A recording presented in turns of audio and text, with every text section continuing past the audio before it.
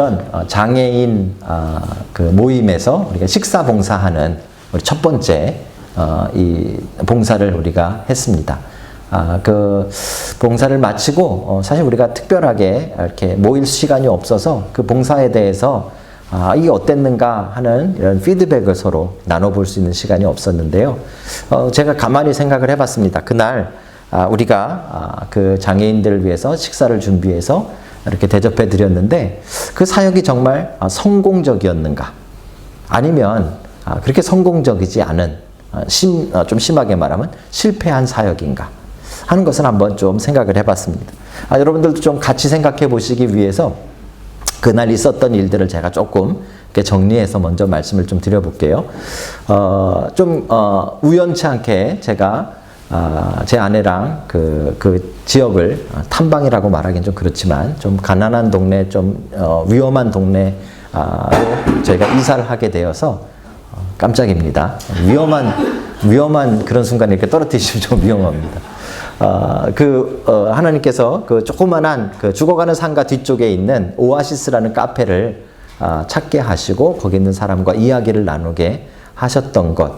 그래서 어쩌면 이게 우리 성령님께서 우리 교회를 이끌어 가시는 인도하심이다라는 생각을 가지고 저희가 급하지만 우리 선교팀에서 바로 이어서 있을 그 장애인 모임에 저희 교회가 식사를 준비하기로 그렇게 결정을 했었습니다. 그래서 저희 교회 예산으로 저희 교회가 식사를 준비하기로 했고 또 굉장히 많은 분들이 이렇게 신청을 해주셔서 많은 분들이 참여하셨어요. 오히려 제가 걱정했던 거 하듯이 혹시 봉사자가 더 많으면 어떨까 이런 걱정을 하면서 그 준비가 되어졌는데요.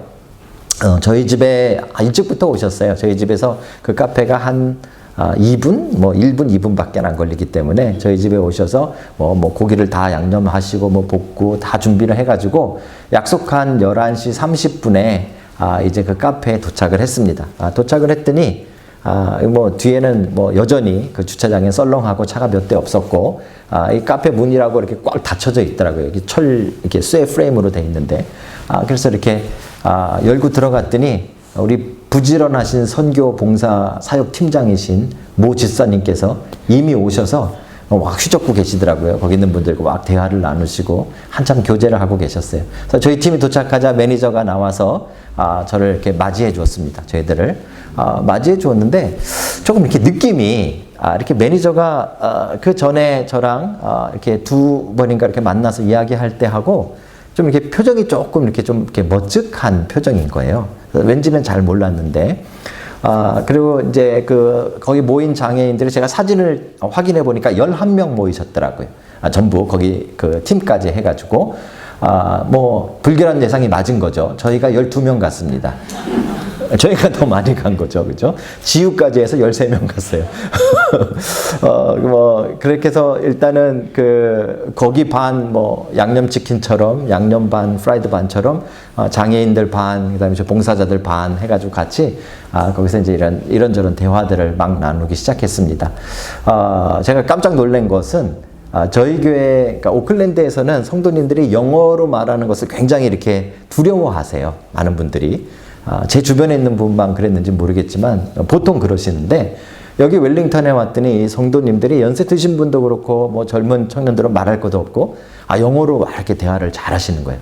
거기 장애인들하고도 막 편하게 막 이야기하시더라고요. 어떤 장애인 한 분이 그 핸드폰 들고 눈길을 잘 안 주고 계속 핸드폰만 하는 할아버지가 한 분 계셨어요. 그래서 제가 우리 지유 아빠에게 저기 좀 가보라 그랬더니 지유를 데리고 가더라고요. 비겁하게. 그러더니, 이게 내 딸이다. 그러더니 막 이렇게 말을 막 하더라고요. 그래서 되게 감사했어요. 분위기가 너무 좋았어요. 그래서 막 그 장인들하고 같이 이야기도 막 나누고. 제가 주방에 이렇게 서 있는데, 그 매니저가 제 옆에 이렇게 삐죽삐죽 오더니, 그런 이야기를 하는 거예요. 미안하대요. 그래서 뭐가 미안하냐 그랬더니, 자기가 나한테 한 25명 정도 올 거라고 이야기를 해서, 우리가 한 25인 분 넘게 음식을 준비해가지고 갔는데 실제로 한 10명 정도밖에 안 왔잖아요. 근데 그게 이제 미안했던 것 같아요. 지난번에 25명 모일 때 때마침 자기가 특별한 일이 있어서 그때 모임을 자기는 참석을 못했대요. 그래서 그 다른 그 매니저들한테 다른 봉사자들한테 들어서 25명이라고 이야기했는데 오늘 날씨가 좀 안 좋아서 그런지 장애인들이 휠체어를 타니까 날씨에 따라 많이 달라지거든요. 그래서 많이 못 왔다 그러면서 굉장히 미안해하는 거예요. 그래서 제가 중간중간에 계속 숫자는 이게 별로 중요하지 않다. 뭐 잘 안 되는 영어로 no worries 막 이래가면서 걱정하지 말라고 막 그랬는데도 되게 미안해하는 그런 마음이 그 안에 있더라고요. 제가 그분의 모습을 보면서 이게 한국 사람도 그렇고 또 키위들도 그렇고 우리가 특별히 이제 크리스찬들이 무슨 교회나 아니면 어떤 행사나 모임을 할 때 제일 중요하게 여기는 게 뭘까요? 숫자, 몇 명이 왔는가 하는 것이 우리에게 굉장히 중요한 성공의 기준이 되어져 있다는 걸 깨달았어요. 그렇죠? 제가 서두에 이 사역이 정말 성공이었을까요? 아니었을까요? 라고 질문한 이유는 거기에 있습니다. 봉사자가 더 많이 간 사역. 여러분 성공입니까? 아닙니까? 우리는 보통 그런 상황에서는 성공이 아니라는 생각을 참 쉽게 합니다. 예상한 것보다 적게 왔으니까. 25명 예상했는데 11명 왔으니까 우리는 대부분 이건 좀 성공하지 않은 것이다 라는 실패까지는 아니더라도 그렇게 대성공은 아니다 라는 그런 생각들을 우리가 하고 살아가고 있는 것이죠. 이게 그대로 교회에 얘도 들어와 있습니다. 이 생각이요. 그래서 모든 교회가 성공한 교회인가 성공하지 않은 교회인가를 나눌 때 우리는 얼마나 많이 모이는가 이것을 기준으로 우리는 성공한 교회와 성공하지 않은 교회를 나누게 되는 것이죠. 그날 제가 봉사를 하다가 식사 바로 직전에 그 매니저 이름이 조세핀인데 조세핀이 그 목사님을 이렇게 초청해서 왔어요. 같이 기도할 때 도와주시는 목사님이라고. 그 바로 그 옆에 라노이 하이츠라는 곳이 있는데 거기에 앵글리칸 교회, 성공의 교회죠. 교회의 목사님이 오신 거예요. 테리라는 목사님이셨어요. 그래서 그 목사님이 저를 보자마자 첫 마디가 이러는 거예요. 너와 너의 교회가 푸드 미니스트리에 굉장히 관심이 많다고 들었다.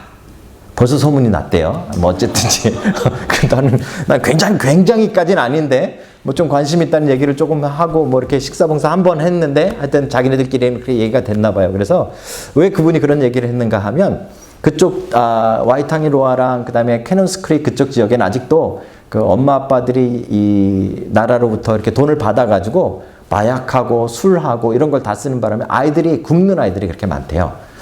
그래서 그 동네 여러분 푸드 파슬이라는 이야기 들어보셨어요? 그러니까 우리로 말하면 음식 소포 이런 뜻인데 오클랜드에 오래전에 저도 그 미니스트리에 이렇게 조금 참여해 본 적이 있는데요. 그러니까 몇몇 단체들이 이렇게 음식을 모아주면 그걸 가지고 이렇게 봉지 이렇게 싸가지고 이렇게 그 배달하시는 분이 매주마다 그 몇몇 리스트에 있는 가난한 집들을 찾아가는 거예요. 찾아가서 음식도 주고 또 그분들이 잘 지내는지 대부분 혼자 사는 사람도 굉장히 많거든요. 그러니까 돌봐주는 사역이죠. 그게 푸드 파슬이라는 미니스트리인데 자기네가 지금 그걸 하고 있대요. 앵글리칸 그 교회랑 그 다음에 그 웨슬리안 커뮤니티 감리교 쪽이죠. 그리고 또 어디 세 군데에서 지금 그걸 하고 있대요. 근데 자기네들이 지금 큰 문제에 봉착했대요. 어떤 문제가 있냐 그랬더니 이제 배달해 주시던 분들이 다 나이가 들어가지고 이 배달 다니기가 너무 힘들대요. 그 얘기를 하더라고요. 그래서 그러면 우리가 한번 미팅을 한번 가져보자 해가지고 그분이랑 이제 조만간에 다시 만나서 좀 그 부분을 좀 우리 교회가 어떻게 도울 수 있는지 한번 이야기해보자 이런 이야기를 나눴어요. 저는 그런 걸 생각해보면 처음에 우리 장애인 식사봉사 한번 한 것이 또 이렇게 마치 이렇게 알을 낳듯이 계속 다른 우리 사역들을 만들어 가잖아요. 그런 면에서 저는 굉장히 큰 이게 성공이 아니었나라는 그런 생각을 혼자 해봤습니다. 숫자는 우리가 예상한 것보다 적었지만 그 테리 목사님이랑 저랑 얘기하다가 굉장히 중요한 공통점을 발견했어요. 그분이 바이블 칼리지 동창이었어요. 저보다 먼저 공부하셨죠. 아마 70년대 후반 정도에 공부하신 것 같아요. 아내도 같이 공부하셨대요. 그러니까 예전부터 있었던 교수님들 이야기하니까 뭐 옛날 이야기하니까 말이 잘 통하죠. 그래서 같이 뭐 어느 교수님 어땠고 이렇게 막 교수님들 얘기하고 학교 얘기하다가 이분이 갑자기 뜬금없이 이런 이야기를 하는 거예요. 제가 한국 사람이라서 그런 이야기 한 것 같아요. 자기가 바이블 칼리지에서 공부할 때 전 세계에서 다 인정하는 그 성공한 목사님, 성공한 교회가 있었대요. 그게 어디냐 그랬더니 한국 목사님이래요. 그래서 누구냐 그랬더니 용기초 목사님이래요. 용기초 목사님. 조용기 목사님. 다 아는 거죠. 온 세계가 다 알아요. 그죠? 그래서 그러면서 저에게 하는 말이 어떻게 그 교회는 그렇게 많은 사람이 모일 수 있었을까? 저도 모르죠. 어떻게 그런 사람이 그렇게 많이 모였을까? 그죠? 그래서 그분이랑 막 그 얘기를 하는데 그분이 뒤에 또 이런 이야기도 하는 거예요. 근데 그분이 그 목사님 은퇴하실 때 별로 안 좋은 일들이 많았다는 이야기도 들었대요.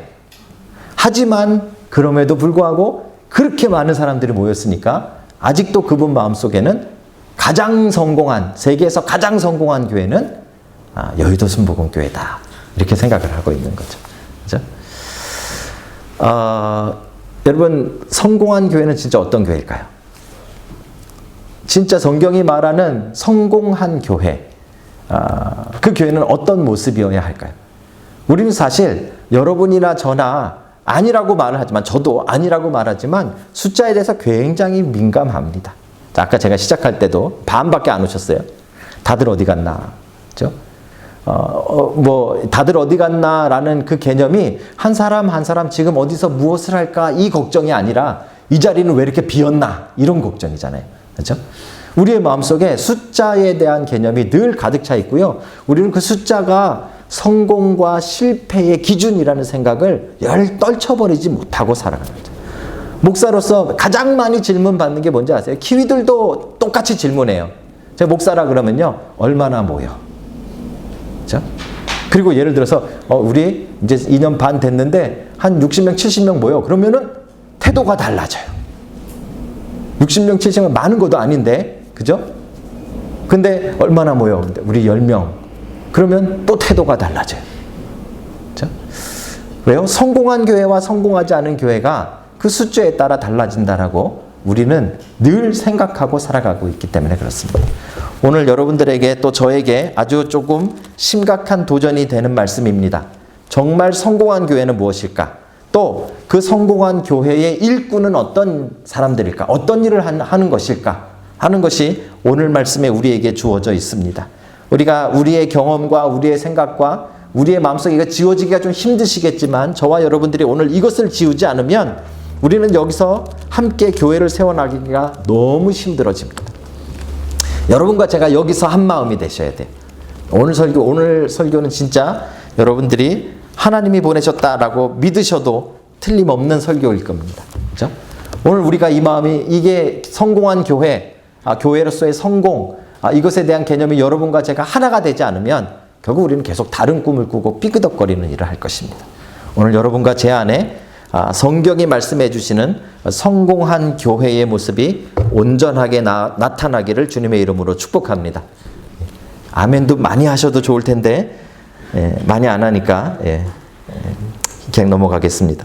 자, 먼저 그러면 이렇게 생각해 볼게요. 여러분, 신앙이라는 것이 무엇입니까? 제가 지난주에 그런 이야기 했죠. 어중이 떠중이 다 나 하나님 믿는 사람이야 이런 이야기 합니다. 도대체 하나님 믿는 사람이라는 개념이 뭐예요? 신앙이라는 개념이 무엇입니까? 믿음이라는 개념이 무엇입니까? 어떤 사람을 하나님 믿는 사람, 어떤 사람을 신앙 있는 사람, 어떤 사람이 정말로 하나님의 백성이라고 말할 수 있는 것인가 하는 것을 우리가 생각해 봐야죠. 그렇죠? 많은 사람들이 이렇게 생각합니다. 하나님을 믿는다, 예수님을 믿는다는 것은 예수님께서 십자가에 달려 돌아가신 그 사실을 믿는 사람. 그러니까 신앙생활이라는 것은 예수님이 나를 구원하시기 위해 십자가에 달려 돌아가셨다는 사실을 믿는 것. 안 틀립니다. 그죠? 근데 중요한 건 뭐냐면 그게 나를 위해서 뭘 하신 건가 하면 구원이란 내가 예수님 덕분에 이제 죽어서 어디 간다?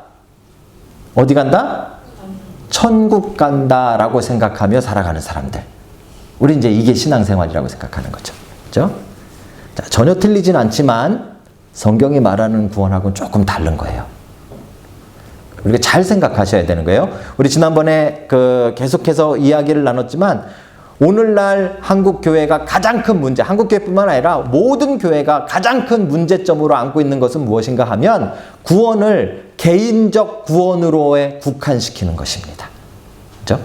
나 믿고 나 죽어서 좋은 데 가는 것, 이게 신앙이라고 살아가고 있으면 여러분 오늘 다시 생각하셔야 돼요. 성경은 한 번도 그렇게 이야기하지 않았어요. 그렇죠? 잘 들어보세요. 세상 사람들은 뭐라 그러는가 하면 내가 이 땅 가운데서 착한 일을 많이 하고 살면 죽어서 어디 간다 그래요? 극락 간다 그래요. 죽어서 좋은 데 간다 그래요. 내가 이 세상 살면서 나쁜 짓 하고 남을 좀 괴롭히고 착하게 안 살면 죽어서 지옥 간다 그래요. 그렇죠? 요 개념하고 여러분들이 가지고 있는 개념이 똑같단 말이에요. 나도 열심히 교회 다니고 예배 다니고 말씀 듣고 성경 보면 나도 죽어서 천당 갈 거야. 이게 신앙이라고 생각하고 살고 있잖아요. 천당 가십니다. 분명히. 우리 하나님 나라 공부하신 분들은 다 기억하시죠? 그죠? 천당 분명히 갈 겁니다. 근데 그게 인생의 목표가 아니라는 말이에요. 그게 신앙이 아니라는 말이에요. 그죠? 성경에 보니까 도대체 그러면 예수님께서 이 땅에 오셔서 하신 일이 무엇인가? 유대인들은 도대체 왜 그리스도를 기다렸고 왜 메시아를 기다렸는가? 사실은 사도행전이 그 이야기부터 시작을 했어요. 1장에 가보시면요. 사도행전 1장의 3절에 보시면 예수님께서 이제 십자가에 달려 돌아가셨다가 부활하심으로 여러분과 제가 지금 이야기하고 있는 천국 가는 길, 구원의 길을 열어놓으셨어요. 그죠? 그리고 40일 동안 이 땅 가운데서 그 길에 대해서 설명해 주시면서 이 땅에 제자들과 함께 있다가 승천하셨다는 말이에요. 그 40일 동안 예수님이 하신 게 뭔가?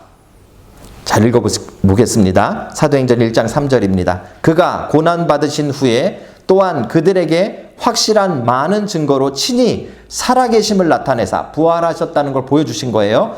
40일 동안 그들에게 보이시며 그 다음에가 중요합니다. 뭐라고요? 하나님 나라의 일을 말씀하시니라. 그렇죠? 예수님이 오신 것은요, 여러분들을 천당 보내주려고 오신 것이 아니라, 그거 포함되어 있어요. 제가 자꾸 아니라고 강하게 이야기하니까 그거는 빠진다라고 생각하시면 안 돼요. 그거는 큰 하나님 나라 그림의 한 부분이에요.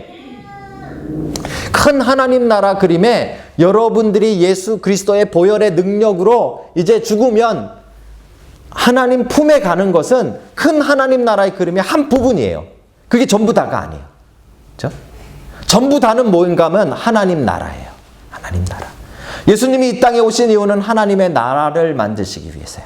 예수님이 이 땅에 오신 이유는 하나님의 나라의 길을 여시기 때문에. 그렇죠? 그것 때문에 오셨다는 말이에요. 자, 그러면 유대인들은 뭘 기다렸을까요? 6절 한번 볼까요? 6절에 보시면 이렇게 나와 있습니다. 그들이 모였을 때에 예수께 여쭈어 이르되, 이게 뭔가 하면 예수님이 이제 부활하신 후에 제자들과 40일 동안 같이 있다가 이제는 승천하시는 거예요. 제자들을 떠나시려고 하는 그런 장면이에요. 그러니까 제자들은 어떻게 보면 이게 이제 마지막 예수님과 대화를 나눌 수 있는 실질적으로 그런 장면이란 말이에요. 그럼 제자들이 여태까지 뭘 기다리고 뭐 때문에 예수님 옆에 있었는가가 나오잖아요. 그죠? 그때 제자들이 이렇게 말한 거예요. 주께서 이스라엘 나라를 회복하심이 이때니까. 이거 잘 보셔야 돼요. 유대인들이 지금까지 기다린 것은 자기가 예수님의 십자가를 믿고 자기가 죽으면 천국 간다는 걸 기다린 게 아니라는 말이에요. 그걸 기다렸다면 지금 뭘 물어봐야 되는가 하면 주님 가시면 나를 언제 불러주실 겁니까? 이렇게 말했어야 되잖아요. 그렇죠? 유대인들의 관심과 유대인들의 기대는 거기에 있는 게 아니에요. 유대인들의 기대와 관심은 무엇인가 하면 하나님 나라가 언제 회복됩니까? 하나님 나라를 언제 회복시키실 겁니까? 하나님 나라를 언제 만드실 겁니까? 이게 제자들이 기다리던 일이란 말이에요. 그렇죠? 성경은 하나님 나라에 대한 이야기예요. 이 하나님 나라와 죽어서 가는 천당과 우리가 자꾸 헷갈리기 때문에 이 문제가 생기는 거예요. 예수님이 이 땅에 오셔가지고 한 일이 무엇인가를 복음서가 뭐라고 기록하고 있는가 하면 천국 복음을 전파하시느니라. 그죠? 천국 복음. 그러니까 다 죽어서 가는 거기, 죽어서 가는 그 길, 나도 죽으면 거기 가게 해주시는 그 복음, 그게 아니라는 말이에요. 여기서 말하는 천국은 뭐예요? Kingdom of God이에요. 하나님 나라예요. 하나님 나라. 그죠? 제발 이제 그 착각에서 깨셔야 돼요. 우리가 계속해서 죽어서 천당 가는 것이 우리 신앙의 목적이고 죽어서 천당 가는 것이 이 모든 신앙의 전부라고 생각하고 여러분들이 신앙생활을 하면 그 결과가 어떻게 되는가 하면 어떻게든지 이 자리에 죽어서 천당 갈 사람들을 많이 앉혀놓는 것, 그게 목적이 되잖아요. 그게 그렇게 해서 교회의 목적이 된 거예요. 그렇게 본다면 성공하는 교회는 이 자리에 많이 앉아 있으면 성공한 교회예요. 근데 제가 지금 말씀드렸잖아요. 그게 아니라고요. 우리가 죽어서 천국 가는 것이 성경이 말하고 있는 핵심이 아니라고요. 예수님께서 하나님의 나라를 만드시고 그 하나님의 나라에 우리가 일꾼으로 부름받은 것, 이게 우리에게 가장 중요한 일이란 말이에요. 교회도 그 개념으로 우리가 접근하셔야 되는 것이죠. 그렇죠? 자, 우리가 하나 더 생각해야 되는 거예요. 천국과 하나님 나라는 그럼 어떤 관계가 있을까요? 많은 사람들이 교회에 들어오는 것이, 교회에 등록하는 것이 하나님 나라 백성이 된 것이라는 착각하십니다. 아니에요. 아니에요. 죄송합니다. 이 자리에 등록하신 분들 가운데 하나님 나라 백성 아닌 분들 계실 거예요. 좀 충격적. 너 이거 알아보려고 또 옆에 사람이 이 사람 아닌가 긴가 이렇게 하실 수 없어요. 그죠? 하지만 나중에 천국 가시면 진짜 예수님 앞에 가셔서 이 자리에 있었던 분들 가운데 못 보실 분도 계시다는 말이에요. 그러니까 교회는 하나님의 나라가 아니에요. 그렇죠? 교회는 그럼 뭐예요? 교회는 하나님의 나라를 만들기 위한 하나님의 방법이에요. 그렇죠? 중간 과정이에요. 그러니까 우리 신앙의 최종 목적지, 파이널 데스티네이션은 무엇인가 하면 하나님 나라예요. 중간에 천당도 아니에요. 예수님이 재림하셔서 만들 하나님 나라예요. 그리고 그 하나님의 나라를 만들기 위해 중간 과정이 무엇인가 하면 교회예요. 이해가 되세요? 이것만 분명해지면 우리의 신앙이 이제 다 풀어져요. 여기서만 벗어나시면 이제 우리 신앙이 완전히 바뀌어져요. 이제 여러분들이 성경책 끼고 주일날에 왜 와요? 나중에 죽으면 천당 가야지. 그래서 올 필요가 없다는 말이에요. 그게 목적으로 이 자리에 앉아있는 사람들이 없어져야 된다는 말이에요. 그죠? 그러면 도 닦듯이 우리가 뭔가를 해가지고 뭐 노력해가지고 또는 도를 닦아가지고 어떤 해탈의 경지에 이르듯이 천당이라는 곳에 간다, 이런 생각으로 신앙생활하면 안 된다는 말이에요. 그렇죠? 우리의 마지막 도착지는 죽어서 우리의 영혼이 가는 천당이 아니라 하나님의 나라예요. 예수 그리스도께서 만드시는 하나님의 나라. 그 과정에 교회가 중간에 있는 거예요. 그러니까 교회는 정말 중요합니다. 왜요? 하나님께서 교회를 통해서 하나님의 나라를 만들려고 작정하셨기 때문에. 그래서 교회는 여러분들이 없이는 여길 수 없어요. 목사나 성도나 교회를 우습게 여길 수 없어요. 교회는 정말 소중한 거예요. 그렇죠? 하지만 교회가 파이널 데스티네이션이 아닌 거예요. 교회가 끝이 아니에요. 교회가 끝이라면 여기에 사람들이 모여와야 돼요. 교회가 끝이라면 성공한 교회는 몇십만 명, 몇백만 명이 모여야 돼요. 그렇죠? 근데 교회가 끝이 아니기 때문에 숫자가 성공이 아닌 것이죠. 그렇죠? 자, 이렇게 제가 막 열변을 통해서 이야기했는데 정말 그런가를 이제 성경을 통해서 보십시다. 성경을 통해서 그러면 정말 교회가 끝이 아닌가? 하나님의 나라가 지금 끝이라고 사도행전 1장부터 이야기하고 있으니까 이 하나님의 나라가 우리의 궁극적인 목적이고 우리 교회는 중간 과정이라면 그러면 이 교회는 어떤 역할을 어떻게 해야 되는가? 어떤 모습이어야 되는가? 이제 8장에 와서 우리에게 보여주고 있습니다.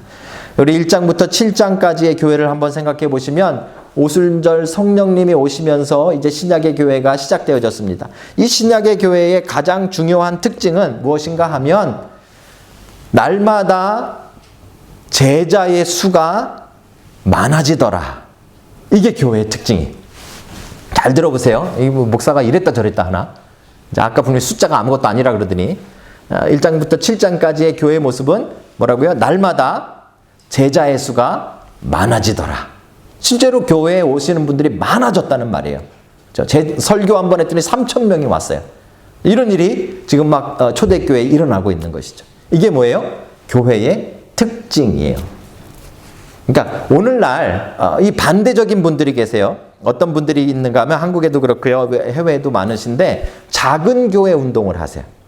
이게 뭔가 하면 큰 교회는 잘못된 교회라고 생각해요. 그러니까 숫자가 많은 교회는 잘못된 교회라고 생각하세요. 그래서 억지로라도 교회 숫자를 좀 줄여야 된다 이렇게 생각을 하시는 거예요.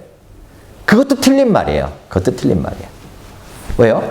숫자는 적든 많든 교회의 목적이 될 수 없어요. 하나님이 많이 성도들을 보낸 교회는 많은 거고요. 하나님께서 적은 성도들을 모으시면 적은 거예요. 그렇죠? 그게 여러분과 저의 신앙의 목적이 될 수 없어요. 교회의 목적이나 방향이 되면 안 된다는 거예요. 특징은 낼 수 있어요. 그렇죠? 늘어나는 특징, 많아지는 특징. 1장부터 7장까지의 그 특징은 될 수 있어요. 하지만 그것이 목적은 될 수 없어요. 이거 여러분 구별이 가시죠? 그죠? 자, 그런 관점에서 이제 보십시다. 1장부터 7절까지는 multiplies. 점점 성도들이 많아지는 그런 교회였어요. 그런데 결정적인 일이 6장, 7장에 나타납니다. 스데반이 그 예루살렘 교회의 집사로 뽑혔는데 그 스데반이 돌에 맞아 죽는 일이 벌어졌어요. 그 돌에 맞아 죽는 일이 벌어진 그 다음에 8장의 교회 모습이 이렇게 바뀝니다. 8장 1절 제가 읽겠습니다. 그날에 예루살렘에 있는 교회에, 이 첫 번째 교회예요. 이 교회 그때 하나밖에 없었어요. 예루살렘에 있는 교회에 큰 박해가 있어 사도 외에는 다 유대와 사마리아와 모든 땅으로 뭐라고요? 흩어지니라. 그렇죠? 8장에 갑자기 나타난 교회의 모습은 무엇인가 하면 흩어지는 교회.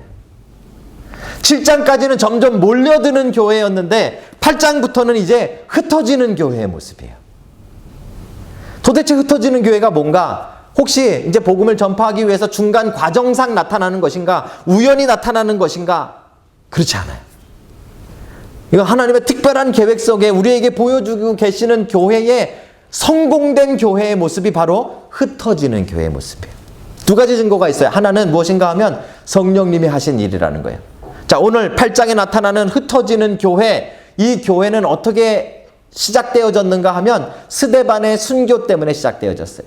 아까 우리 지수자매가 기도하면서 그랬죠. 우리 목사님에게 뭐라 했죠? 지혜와 성령과 지혜가 충만한 목사님이 되게 해달라고. 스데반이 성령과 지혜가 충만했더니 어떻게 됐어요? 죽었어요. 그 기도의 의미를 저는 잘 모르겠어요. 그런 뜻인지는 아니기를 바라는 마음이지만, 그죠? 보세요. 스데반이 자기는 원래 이 교회 안에서 구제하는 일, 빵을 나눠주는 일을 위해서 뽑혔는데 그가 성령님께 순종해서 밖으로 나가 복음을 전한 거예요. 그죠? 성령님께 순종해서 밖으로 나가 복음을 전했는데 일이 잘 안 풀려지고 사람들에게 모함을 받고 사람들과 논쟁이 벌어져서 공회까지 끌려갔어요. 그죠? 공회까지 끌려갔는데도 성령님께 순종해서 그가 거기서 7장 전체에 걸쳐서 긴 설교를 했어요. 사람들이 흥분해서 이제 그를 끌어다가 돌에 죽이려고 할 때 그는 성령이 충만해서 하나님께서 이제 하늘문을 여시고 예수 그리스도께서 하나님의 우편에 서 계신 것을 봤어요. 성령이 충만해서 본 거예요. 성령님께 순종하고 그가 본 것을 말했어요. 그래서 돌에 맞아 죽었어요. 스데반의 죽음은 실수가 아니라 스데반의 죽음은 완전하게 하나님께 순종한 성령 충만의 결과예요. 그 스데반의 죽음의 결과로 나타난 게 뭐예요?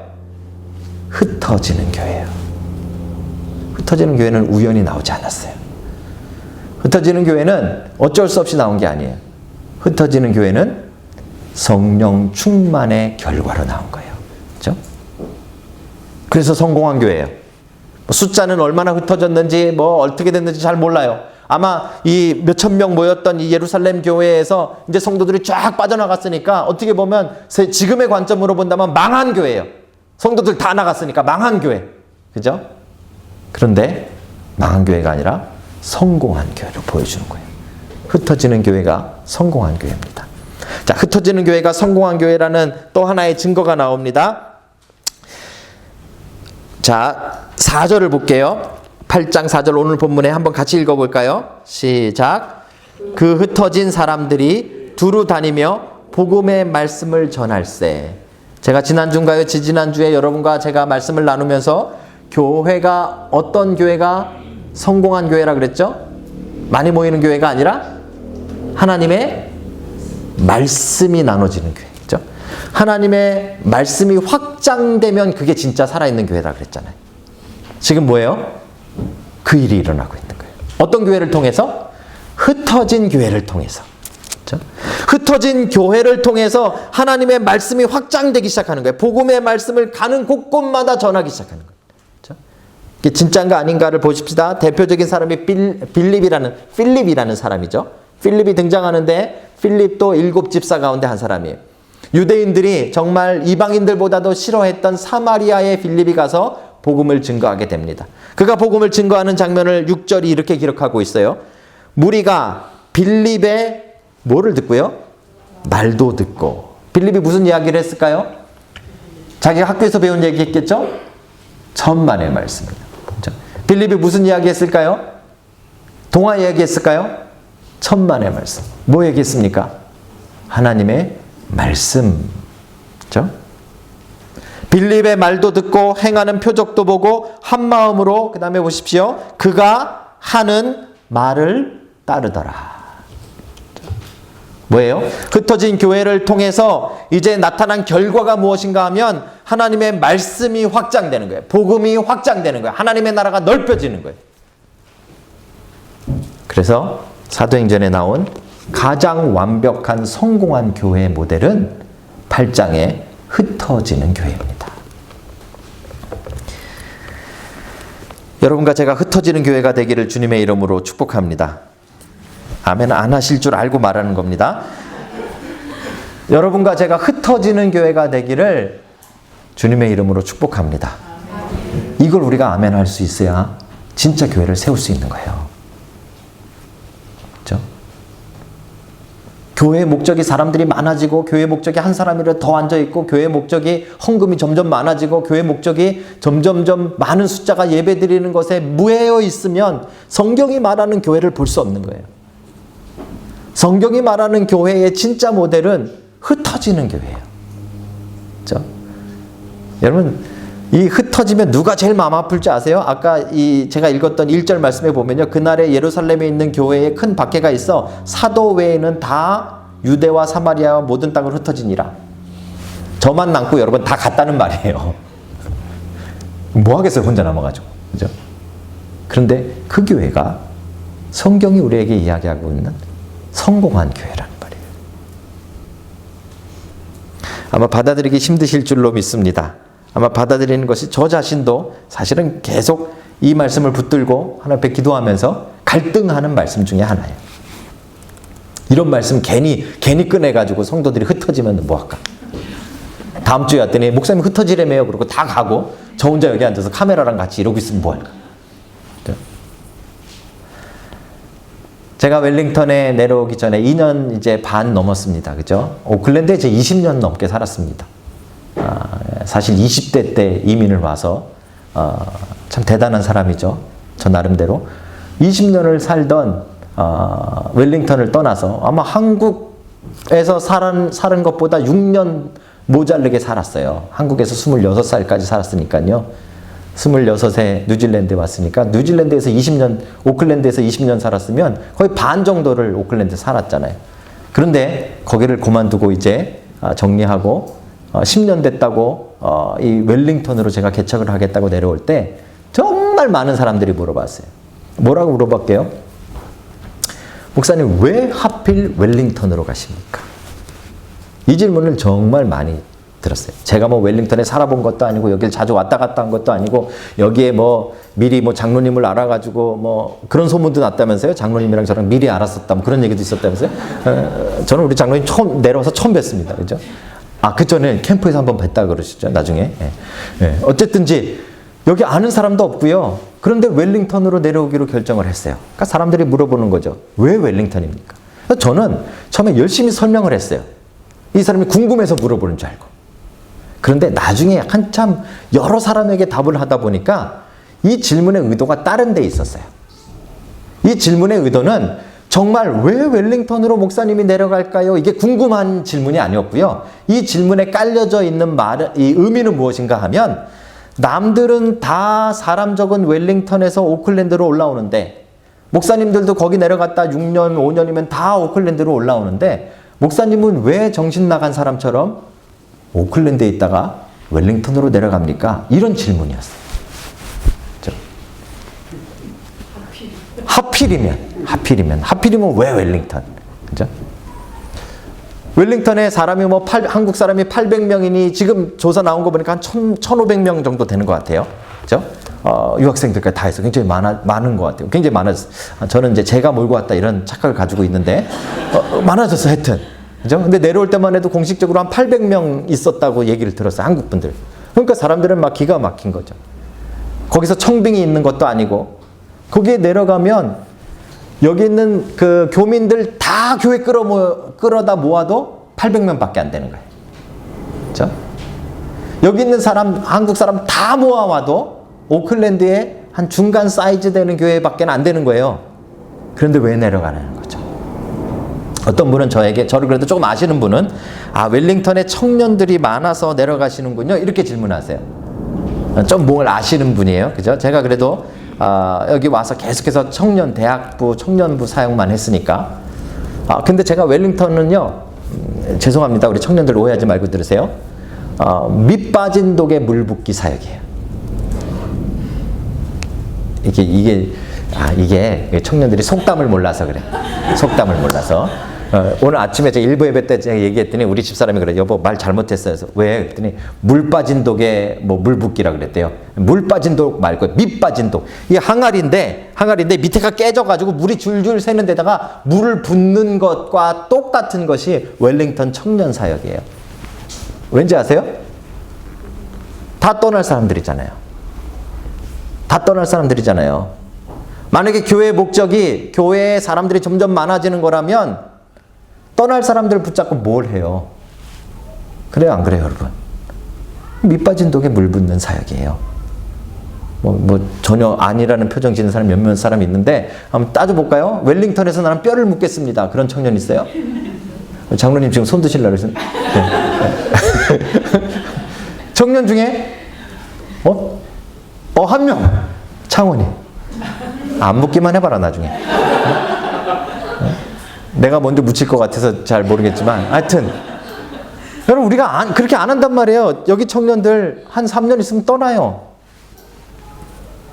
그럼 도대체 왜 웰링턴 내려가서 개척하는 거예요? 도대체 여기 내려와서 저는 여러분들하고 뭐 하고 있는 거예요?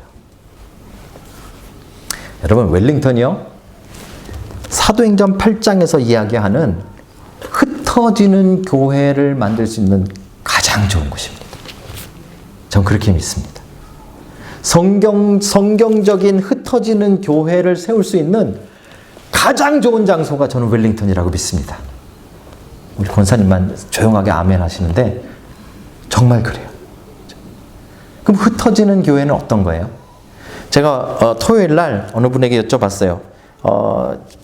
전 가본 적도 없는 교회지만 저는 그 교회가 진짜 성공한 교회라고 생각해요. 대전에 있는 대흥교회. 이름이 대흥이니까 크게 흥한다는 교회 같아요. 근데 가본 적도 없고 얼마나 모이는지도 모르겠고 잘 몰라요. 그런데 그 교회 출신 중에 한 분이 저희 교회 다니세요. 권모 씨의 아들 오건 집사라는 분인데 그분은요, 모이기만 하면 말씀 나눈대요. 모이기만 하면 말씀 나눠요. 그 한국에서 여기까지 와가지고요, 그죠? 흩어진 거잖아요. 그 교회에서 흩어져서 여기 오신 거잖아요. 근데 여기서 지난번에 저희 집에서 이 선교 봉사 사역팀 모임, 이렇게 식사하는 모임을 했는데요. 애들은 다 배고파가지고 얼굴이 희죽희죽 막 이러고 있는데, 집사님은 막 비실비실 거리는 애들 가지고 말씀 나누고 있어요. 너 오늘 말씀 들은 거에 이 질문은 어떻게 대답하면 좋을까요? 또 집사님 또 나긋나긋하게 조용조용하게 이건 어떻게 하면 대답할까요? 아무도 대답 안 하죠. 그 상황에서 배고파 죽겠는데 누가 대답해요? 그럼 지수자매가 말해볼까? 이런 식으로. 그렇죠? 말씀 흩어졌는데도 말씀을 나누고 있잖아요. 저는 그 교회가 진짜 성공하는 교회예요. 저희 그리스도의 편지교회, 저는 조금 성공한 교회라고 믿습니다. 제가 그 생각을 한 건 몇 달 됐는데요. 우리 청년들이 스키장 가가지고 스키장 갔는데 스키장 가서 끝나고 말씀 나눴대요. 이거 우습죠, 여러분? 스키장에 놀러 갔는데 끝나고 자기네들끼리 모여서 설교 말씀 나눴대요. 그게 흩어지는 교회예요. 교회 성공은 숫자가 50명, 100명, 1000명, 그게 교회 성공이 아니에요. 8장이 우리에게 분명하게 보여주잖아요. 교회 성공은 흩어지는 교회예요. 그냥 흩어지는 게 아니라 어디를 가든지 뭐 직장이든 가정이든 일터든 뭐 다른 도시든 어디로 가든지 그곳에 가서 하나님의 말씀을 계속해서 나눌 수 있는 사람들, 그런 사람들이 훈련되고 그런 사람들이 모이고 그런 사람들이 예배하고 그런 사람들이 함께 공동체를 만드는 게 흩어지는 교회예요. 저는 여러분들이 그 흩어지는 교회가 될 줄로 믿습니다. 오늘 8장이 우리에게 가장 분명하게 성공한 교회를 보여주고 있는 거예요. 한국의 어떤 목사님이 저한테 그런 이야기를 했어요. 한국은 딱 두 종류의 교회밖에 없대요. 하나는 대형교회, 또 하나는 뭘까요? 대형교회가 되고 싶은 교회. 아직은 대형교회가 안 돼. 10명밖에 안 모이지만 꿈은 대형교회가 되는 거. 그렇죠? 여러분, 방향이 잘못됐어요. 교회 성공 거기 있잖아요. 이제 8장에 와서 성공한 교회, 진짜 교회의 모습은 확 달라져 버렸어요. 어떻게 해요? 흩어지는 교회. 흩어지는 교회. 저는 청년들이 여기서 뼈를 안 묻어도 된다고 생각합니다. 그리스도의 편지교회에 와서 여러분들이 함께 뭐 워크홀로 왔던 친구들, 또 뭐 유학생으로 왔던 친구들, 뭐 직장 때문에 왔던 친구들, 여기서 뭐 1년 있던 6개월 있던 여러분 이 공동체 안에서 함께 말씀을 나누고 함께 기도하고 함께 훈련해서 여러분의 곳으로 흩어지세요. 그곳에서도 말씀을 나누고 그곳에서도 은혜를 나누고, 그게 진짜 성공한 교회입니다. 사랑하는 성도 여러분, 이 웰링턴 땅은 흩어지는 교회를 하기에는 가장 절호의 기회가 있는 땅이라고 저는 믿습니다. 그리고 저희 웰링턴 그리스도의 편지교회는 저는 그 꿈이 이루어질 줄로 믿습니다. 그 꿈 가지고 사실 내려왔고요. 저는 여러분들과 함께 그런 교회, 그 성공한 교회, 성경이 말씀하시는 그 교회가 세워지게 될 줄로 믿습니다. 그 일에 함께 힘쓰는 여러분과 제가 되기를 주의 이름으로 축복합니다.